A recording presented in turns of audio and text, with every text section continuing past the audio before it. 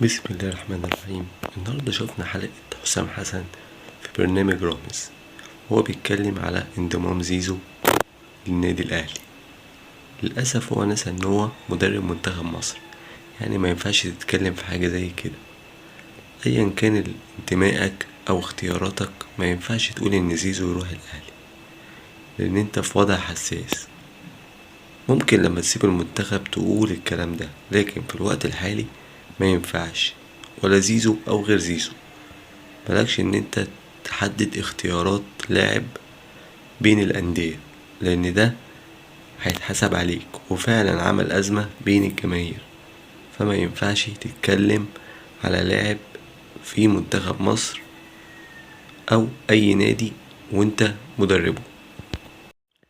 بسم الله الرحمن الرحيم. النهاردة شفنا حلقة حسام حسن في برنامج رامز. هو بيتكلم على انضمام زيزو للنادي الأهلي.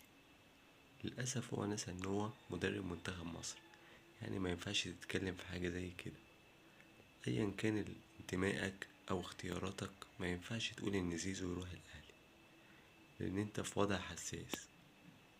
ممكن لما تسيب المنتخب تقول الكلام ده، لكن في الوقت الحالي ما ينفعش، ولا زيزو او غير زيزو. ملكش ان انت تحدد اختيارات لاعب بين الاندية، لان ده هيتحسب عليك، وفعلا عمل أزمة بين الجماهير. فما ينفعش تتكلم على لاعب في منتخب مصر أو أي نادي وانت مدربه.